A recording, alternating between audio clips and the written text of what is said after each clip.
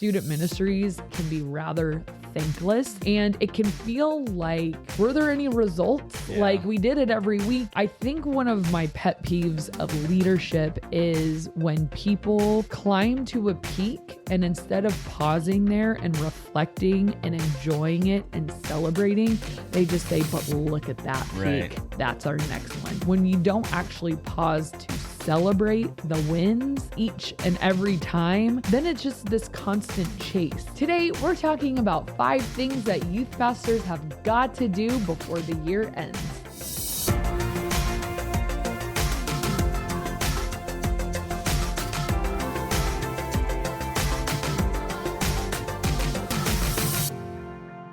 Welcome to the Ministry Coach Podcast, where every week we bring you practical and actionable steps to help you grow the size and health of your youth ministry. My name is Jeff Lascola, and this is Kristen Lascola, and today we're talking about 5 things that every youth pastor needs to do before the end of the year. So when this is recorded, this is in November. You might be listening to it anytime, and it will help you anytime, but as you near the end of the year, there's a few sort of orders of business that I like to make sure I have in place, that I have done to ensure that I have a smooth transition into the new year and that I'm ready for it. And it starts as early as November. So this might take a couple months for you to do. But number 1, assess your budget. So what you want to know is, do you need more money? Do you need to ask for more money? Or however your context works, maybe you have to raise funds or allocate accounts differently. But look at your budget, what you've spent so far year to date, and how you've spent it. Hopefully you have a system. hopefully you have a budget. Hopefully you have a budget. If not, skip to number 2 or ask for a budget. There you go. There you go. That would be a great step 1. May I have a budget, please? And then look at your account and see, how did I spend my money? I just got done doing that. I looked at every month, January all the way through year to date, November, whatever, and was like, okay, here's how we spent our money, and got a good picture of right now. I'm like, I'll keep it the same. Like I could do the same ministry, even though, you know, the things you want to consider if you're asking for more money is you need a really clear why. Yeah. Well, we have more students. That's a great reason. We have more staff. We have a program or a ministry or an event that we want to launch in this next year. We have big plans. So if you're going to ask, make sure you have your reasons why. Be ready to pitch it. Yes, be ready to pitch it. And, you know, you want to be a good steward of that budget, and you need to be able to show, I managed it really well. Hopefully you're not coming in the red. Hopefully you at least broke even, or maybe even had a little bit to spare to show we managed this really well. Here's what I'm projecting for next year, though. So assess your budget. And if you don't need any more money, then one thing to consider is, did we spend it the way that I wished we had? Did you get to this time of year? This is a great time to be thinking about it, because there could be things you wish you could do right now that you can't. Yeah. And if you had planned, maybe there was a conference you wanted to go to. Maybe there was a course you wanted to take. Wink. Maybe there was a event you wanted to do for Christmas. Maybe you were like me. I think I've told you guys this before. One year I couldn't afford to get my leaders Christmas gifts. So I went to Dollar Tree and got I still have the scarf to prove it. scarves and probably socks or something lame. No, it was just a scarf. That's it. Just a Nothing scarf. more, nothing less. There's a picture of you wearing it somewhere. It's funny. It's like 3 strands of yarn. That's about it. You wore it well. Your neck is little, so it was okay. Pencil neck. I remember really regretting that year of, man, these people work so hard, and I wanted to give them something nice-ish and thank them. I don't think they were expecting Tiffany's bracelets or Rolexes, but I mean something. I was, but it's okay. Is that why you quit? Yeah. Where's my Rolex? I just feel like it is a good gesture to have, I planned ahead for this, or to have a little party for them, or a thank you, or some kind of appreciation. But if you're out of money, Right. that can be really discouraging. I think that your point we were making was go back and look at where some of those like those points were, like did summer camp, like we were $700 over budget, Right. and or maybe even like $100 over budget, and that would have been the gifts to buy, you know. Exactly. Or maybe there was an event that you're like, I could have charged for that. I should have charged a little more. Like we did a Glover Nighter.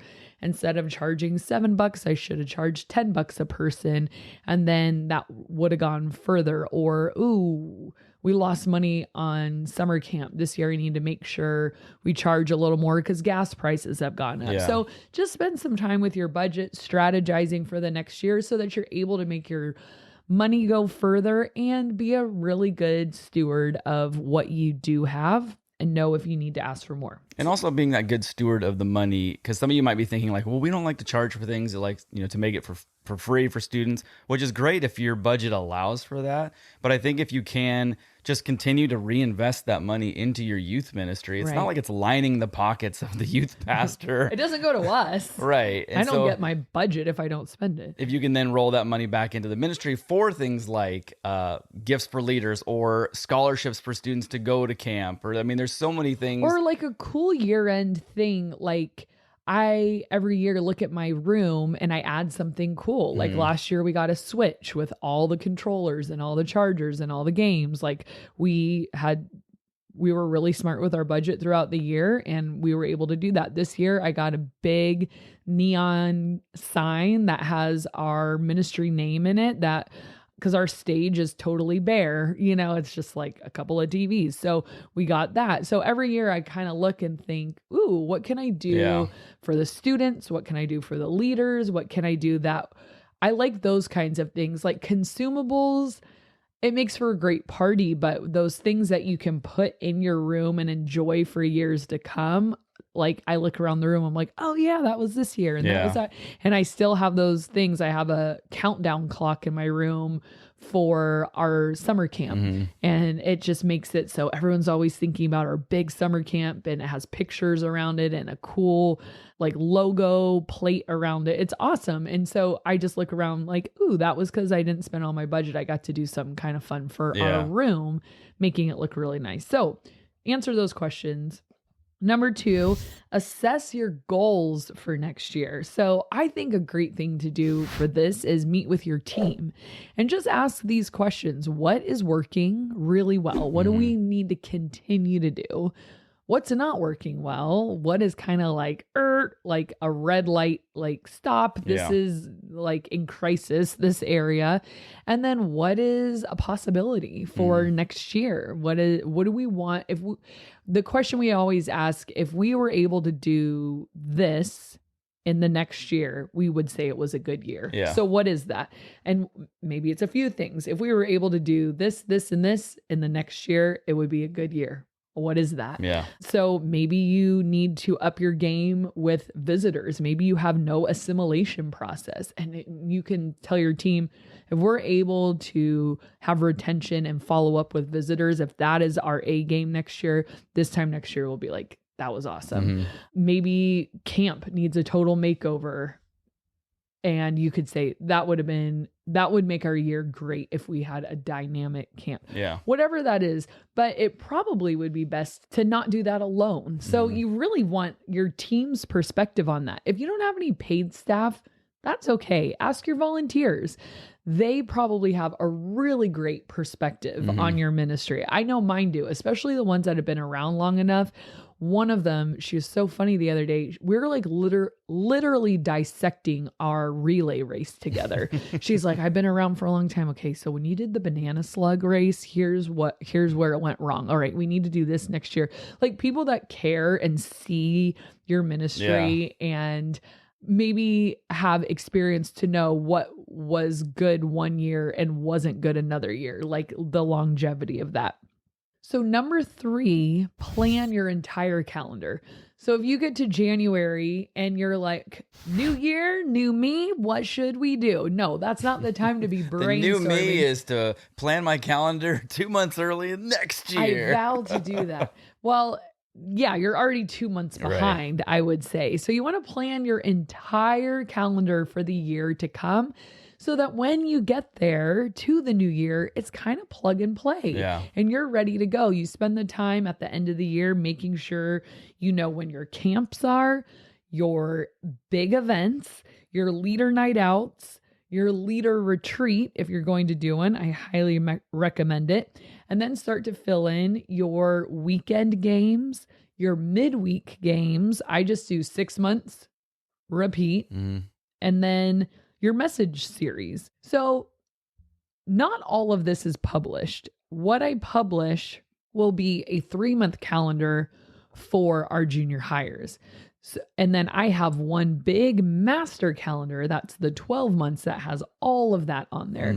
All students need to know is camps, events, retreats. If you take your students on retreats, I call them camps, like services, stuff like that. And then for you, your leader night outs, your leader retreat, your message series, your games. I don't tell the students what games we're playing ahead of time. Prison Never. riot if you did that. Exactly. A lot of complaints. They don't need to know. I just need to know so that when the week is coming up, I'm like, oh, we're playing cup stack challenge relay this week. Perfect. Do I have cups? Yep.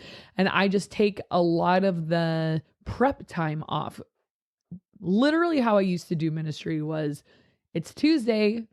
All right, guys, let's have a meeting about tonight. What should we do? I'm like, what should I talk about? What was I thinking? And now all I do is I look at my calendar. I'll be like, oh, we're playing this game. Okay, do I have these supplies? Oh, put that on the list. I can't find this. Make sure we have that. And then it's just a matter of setting it up.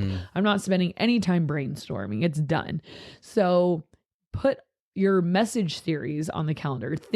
Spend some time. For your own calendar. For your own calendar. Yeah, I don't publish that either. The students, they'd be like, what? I think, what do I want to talk about this year? What do I want to make sure we hit? What did we talk about last year? I don't want to repeat it. And just spend time with that calendar, making sure, oh, this is a 4-week series. Oh, this is right around Easter. So I need to make sure I do this. So when you kind of line it up with the holidays and oh, I know I'm going to be out of town this day. I need to get a guest speaker for that weekend. It just gives you this great bird's eye view. And then as you go through the year, you just tweak it if you need to, and then you publish it 3 months at a time, for students with the events and stuff. If you get it a little bit wrong in November, it's okay because nobody's going to see it until that actual year. So I actually go in and fill that in on the calendar that I'm going to put out. And then before I get to that season, so for example, say I have an event in March and I put it on my calendar, but I don't publish it.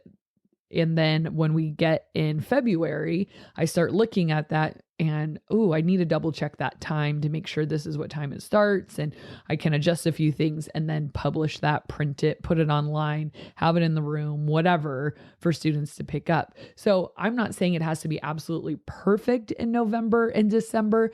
It just, you need to have like your almost finalized draft that just needs an edit and confirmation details, and then you can push send. You do all of that confirmation and double checking before you ever print it, publish it, and all that stuff, though, correct? Yes, okay. Because it's a big bummer if, oh no, that's not the location. Now I have to call everyone, or oh, if you picked up a calendar. One time I had this event called Bring Your Parents to Youth Group Night, and I had planned it the year before. And then the leaders were like, no, we don't want to do that this year. I'm like, okay, that's fine. We don't have to. Well, it was on the calendar and I didn't see it. I don't remember And this. I just pushed send, and what do you know? Only one parent showed up anyways, because I hadn't been emailing them. Or promoting it, yeah. Steven. And he became a volunteer. Okay, crazy story. So this dad shows up and he's like, it's Bring Your Parent Night. I'm like, oh, that was the old calendar. I'm sorry. He goes, oh, my wife picked it up in your room. I'm like, yeah, I'm sorry. We run a real type ship here. Yeah, I looked like a complete failure. And he's like, oh, I'll just hang out. And then he came the next week. And then he came the next week and I'm like, do you want to volunteer here? He goes, yeah, this is awesome. So now we have an awesome volunteer Ta-da! who's the dad of one of our students and he's great. And it all started So because you of never a big know mistake. what'll happen if you screw up your calendar. God will still use it. It was great, but that is not ideal. We want to make sure we have our details correct on the calendars. Yeah. So make sure you get that done before you take a break. All right. Number 4, you're going to love this one. Take a couple weeks off. Go on. You deserve it. You've been doing your calendar for weeks. It's time to take some time off and give your staff that time off too. Do you do consecutive or are you talking like one? So the last 2 weeks of the year, the last 2 weeks of December, we always take it off. Now, I will say this. I don't run midweek program. So I don't need all my small group leaders, interns, whatever. I still do weekend services because that's just like a staple of church. We have to have church. But I run it usually by myself or just with my director. I don't ask any volunteers to come. They normally don't anyways. So I just get that done. But we take those 2 weeks off. No obligation, no expectation to come into the office, whatever. And just like have this little pause before we come back in January. That is, I look forward to that 2 weeks, definitely. And if I want to go in and organize some stuff or clean out some stuff or get ready, then I do. It's just sort of like that cleansing time of, do I want to be a little MIA from church in the office, or do I want to like fix my little nest, so that when I come back in January, it's like, fresh start, like everything's clean and organized, and throw out the old stuff. So however you want to use that, but make sure there's just some downtime for your team. Don't have midweek program for your volunteers those last 2 weeks of December, and then they will be hopefully very excited to come back in January. Yeah.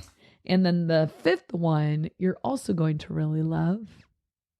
Games. Celebrate. Oh. It's kind of like games. Celebrate. So the end of the year, obviously it's the holiday season, but it's more like this was a really good year of ministry. Job well done, everyone. We already talked about giving your team Christmas gifts. So make sure you have some money in your budget for that. I like to do my leader retreat at the end of the year. We're going actually this weekend. So it feels like, we worked hard. We did it. It's almost the end of the year, guys. And I do my affirmations then. It is such a fun night where at our retreat, my leaders, I bring them up one at a time and I just publicly affirm them. And last year it took 2 hours because everyone's like, wait, can I chime in? And that was the first year that had happened. Usually it's just me talking to the person. Yeah. But then the people watching were like, oh, but I wanted to say this. And I'm like, oh my gosh, but it was beautiful. And we had snacks and we could just take our time. We're in this cozy cabin and it was just great. It was 2 hours very well spent. So celebrate, give gifts, give affirmations. I think another really great thing to do at the end of the year during a celebration with your team is give stats of what happened that year. I think student ministries, you guys will probably agree, can be rather thankless, and it can feel like, were there any results? Yeah. Like we did it every week and it was fun and we had some breakthroughs, but we need to get a picture. And so what our church does, what I love, is they publish an end of the year magazine talking about all the ministry that happened that year so that people can say, whoa, we did a lot. I kind of forgot about that. Or, oh yeah.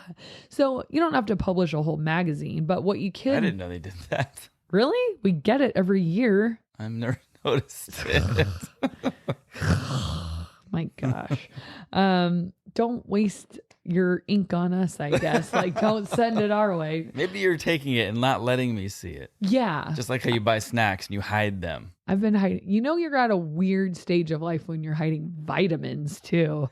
I didn't want you to eat my elderberry gummies. Yeah, that's what it was recently. You want me to die soon? No. Well, I will. So there you go.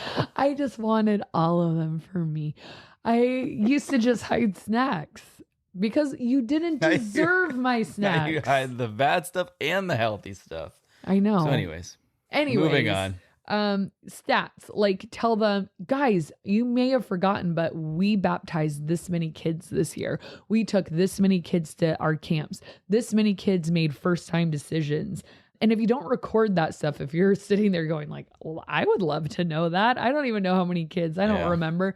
Start recording that, because it really does make you like reflect on, wow, we did some awesome stuff this year. Or, oh, maybe we need to offer more baptisms because I don't know if we baptized anybody, whatever it is. But it just kind of gives that team celebration of, whoa, like we're actually doing this kingdom work. And because I think it becomes invisible, throughout the week. Like week after week, you just like forget all these wins, and then it gives you that gusto to keep going, because you're like, that was a good year, but man, do I have it in me to do it all over again? But when you hear those things, it's like, yeah, we're effective. Yeah. God is with us. And then, with all of that, in the words of King Solomon, eat, drink, and be merry, or something like that. I love the book of Ecclesiastes. He basically says, just eat, drink, and be merry, And I love doing that with our team. It's like, we're celebrating. Yeah. We have good food and we're hanging out. We're celebrating. Job well done. I think one of my pet peeves of leadership is when people climb to a peak and instead of pausing there and reflecting and enjoying it and celebrating, they just say, but look at that peak. Right. That's our next one. Now, I already talked about setting goals. I'm not against that, obviously. But when you don't actually pause to celebrate the wins each and every time, then it's just this constant chase. Mm-hmm. Okay, good job. But here, we got to go here next. Right. It's like, okay, we will get excited. Let's but, take a breath. Yeah, but like, let's take a week and celebrate. Let's take some time and just come down and revel in, we did it. We don't have to constantly chase. That's, I think, a recipe to exhaust your team and your staff, your volunteers, because they're just like, is it ever enough? Right. And you just, it's not that you And don't there's go. never a feeling of we made it. At least for a Exactly. second, we made it here. This is our goal and we Right. made it. And if you skip right over that, it's like this never ending goal that never has any reward Sure. or, acknowledgement. And we don't want to say, oh, I've arrived, no more goals. It's all about pace, I Yeah. think, there's a million goals still ahead of me. I've been in ministry after this year. This will be year 20 for me. I'm in year 19. After the new year, it'll be year 20. I still have a ton of goals. Like I haven't reached all the peaks yet, but the pace of knowing, like, don't run people ragged and just say, oh, good job, high five. Okay, next. Yeah. Okay, good job, high five. And I remember people would literally think I've heard people say this before where they'll be like, we got to take some time to celebrate. Let's celebrate what we've done. But don't. Okay, move on. And they literally thought that was a celebration because they said, we have to take some time to celebrate. Yeah. And they sat there. We gotta celebrate this. And I'm like, where's the cake? Where's the roller skating party? Where's the sushi? Where's the balloons? This isn't a celebration. This is words and Yeah. it's boring and I hate it here. No, just kidding. But it was just like, you literally thought Just saying the words. maybe it's like one of those people like the speak things into Oh. existence. Yeah. They don't do a good job I of was it, like, this is terrible. So really, really celebrate your team and just make sure they know they are not means to an end. They are valuable, and you guys have got to really revel in the wins you had this last year. Yeah. And I think going along the lines of you talking about stats, some of you might be thinking we didn't really have any, we didn't do any baptisms, or we didn't have any accepting Jesus for the first time. And you may not have any of those. Maybe your youth ministry is really small, but there's probably things that happen throughout the year. These like little wins, like connections, breakthroughs with students. Maybe a kid who was super shy and wasn't involved is like on your leadership team now. There is so much that you can celebrate that doesn't have to specifically be fitting a number into a bracket, So make it a story. I like that you brought that up. It doesn't have to be like 4 baptisms, Right. 8. It could be stories of life change. Yeah. And oh my gosh, this whole entire family comes now because their high schooler started coming to our youth group. Yeah. And I mean, our church used to do these things called Your Story, and they would find someone who had this like God moment at our church, and they would like kind of like the pastor would tell their story. They would be kind of anonymous. And it was just so cool that, whoa, I had no clue that God was moving in someone's life right here at our church like that. So if you have those, like sometimes the pastor is the one that hears those things and doesn't always remember to pass it on to the team, but make sure they know. And at the end of the Your Story, they would say, that's their story, that's God's story, and that's your story. Meaning, I think you got the order wrong, but yeah. God's story, their story, your story. Their story, our story, God's story, I think is how it I went. don't think so. I think the Your Story was last. Anyways, the whole point was we Our all story. shared in this. Like, this is a God story, therefore it's all of our stories because this is our God, and look at how he's moving in the lives of people. Yeah. That's worth celebrating. Yeah, helps them see the why, and that all that they've done has come to that. You know, Did you hear?